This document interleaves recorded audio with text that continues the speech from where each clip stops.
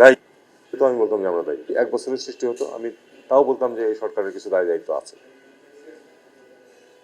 এই পদ্ধতি চলছে দীর্ঘদিন ধরে।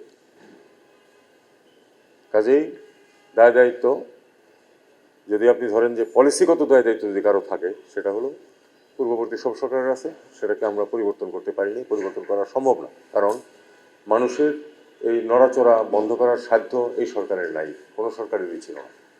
পলিসির দিক থেকে যেটা আমি বলতে পারি সেটা হলো যে প্রথম দিন থেকে আমরা কিন্তু ইররেগুলার মাইগ্রেশনের বিরুদ্ধে কথা বলে আসছি, আপনাদের সামনেও আমি এখানে দাঁড়িয়ে বলেছি। সমাধান একমাত্র যদি আমরা ইররেগুলার মাইগ্রেশন বন্ধ করতে পারি। আমাদের এখনও আপনাদের পত্রিকা এবং মিডিয়া সহ অ্যাটিটিউড হচ্ছে যে কেউ ভূমধ্যসাগর পাড়ি দিতে গিয়ে মারা গেছে, অথবা হাবুডুবু খেয়ে তারপরে উদ্ধার হয়ে এসছে, সে একজন ভিকটিম, তার প্রতি সব ধরনের সিম্প্যাথি, আমি সম্পূর্ণ এগ্রি করি, সে অবশ্যই ভিকটিম। কিন্তু পাশাপাশি কিন্তু আইন ভঙ্গ হয়েছে। কারণ গ্রামের যেই ছেলেটি এখান থেকে টুরিস্ট ভিসা নিয়ে কেনিয়া যাচ্ছে, তার তো আসলে কেনিয়াতে ট্যুর করতে যাওয়ার সামর্থ্য নাই। এটা আমরা কেন থামাইতে পারি না? এটা আমরা যতক্ষণ পর্যন্ত থামাতে না পারবো ততক্ষণ ভূমধ্যসাগরের মানুষ পড়তে থাকবে। এবং তারা ফিরে আসার পরে আমরা কিন্তু, এখন এটা বলতে গেলে দেখা যাবে যে আমি খুব ইনসেনসিটিভ বলে মনে হবে আমাকে, কিন্তু আমি চাই যে এই জিনিস ঘটনা, এই দুর্ঘটনাগুলি, এই ট্র্যাজেডিগুলি না ঘটুক। এই জন্য আমি বলতেছি যে যারা ফিরে আসবে তাদের সাহায্য নিতে হবে। আমি খুব ভদ্রভাবে বললাম, কিন্তু সাহায্য নিতে গেলে অবশ্যই তাদেরকে আটকাতে হবে, বলতে হবে যে কাকে টাকা দিয়ে গিয়েছে।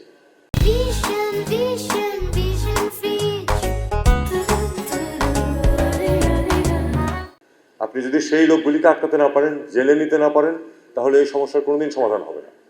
আমরা সিম্প্যাথি দেখাবো অবশ্যই ভিকটিমকে, কিন্তু ভিকটিম তাকে করেছে যারা, তাদেরকে আমাদের ধরার চেষ্টা করতে হবে। সেটা ধরতে গেলে কিন্তু কতগুলি পদ্ধতি আছে, সেখানে আমাদের সামাজিক সমর্থন লাগবে। আমরা তো কয়েকদিন আছি, আর 35 দিন, কিন্তু যে সরকারই আসুক না কেন এই সমস্যার সমাধান করতে গেলে কিন্তু সামাজিক সহায়তা লাগবে, গ্রহণযোগ্যতা লাগবে যে না আসলেই ক্র্যাকডাউন করতে হবে।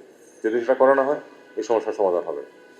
আমরা কোনো পদক্ষেপ নিব বা কোনো অ্যাপিল করব বা আপনাদের সঙ্গে ইউএস গভর্নমেন্টের ফর্মাল চ্যানেলে ইনফর্মাল চ্যানেলে কোনো কমিউনিকেশন? এটা মাত্র হয়েছে, এটা অবশ্যই সাধারণ পদ্ধতিতে আমরা যাব, চেষ্টা করবো যেন এটা থেকে আমাদেরকে অব্যাহতি দেওয়া হয়। চেষ্টা তো অবশ্যই করবো। ইন্ডিয়া ইস্যুতে যদি বলেন, ইন্ডিয়া ইস্যুতে আমি খুব এক লাইন বলতেছি আমি, যে যেটা আসিফ নজরুল অ্যাজ মিনিস্টার যেটা বলেছেন, আমি সম্পূর্ণ সমর্থন করি এটাকে। যে আমি এটাকে এভাবে দেখি যে একজন ক্রিকেটার, সে তো একটা সীমিত সময় ওখানে যাবে, খেলবে, তারপরে হোটেলে চলে যাবে।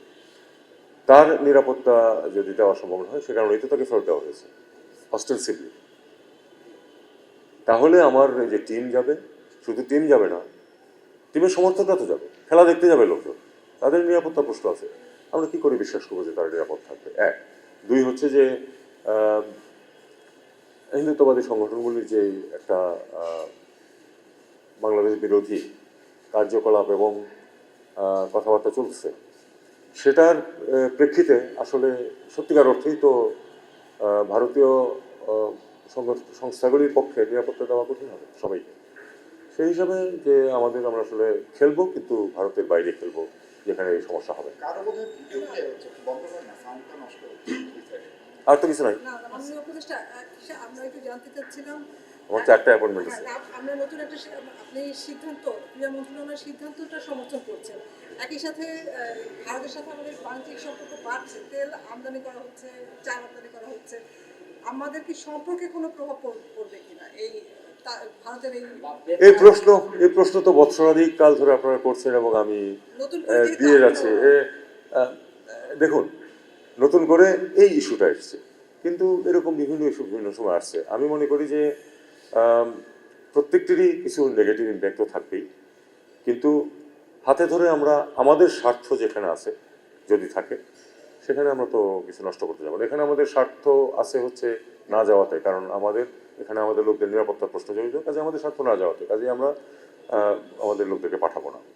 কিন্তু যদি আমাদের চাল কেনাতে যদি স্বার্থ থাকে আমাদের, যদি আমরা কম দামে পাই এবং আমাদের কিনতেই হয়, তাহলে ভারত যদি আমাদের কাছে চাল রপ্তানি করে, আমরা যদি ব্যবসায়ীরা করতেছেন, আমি কোনো সমস্যা দেখি।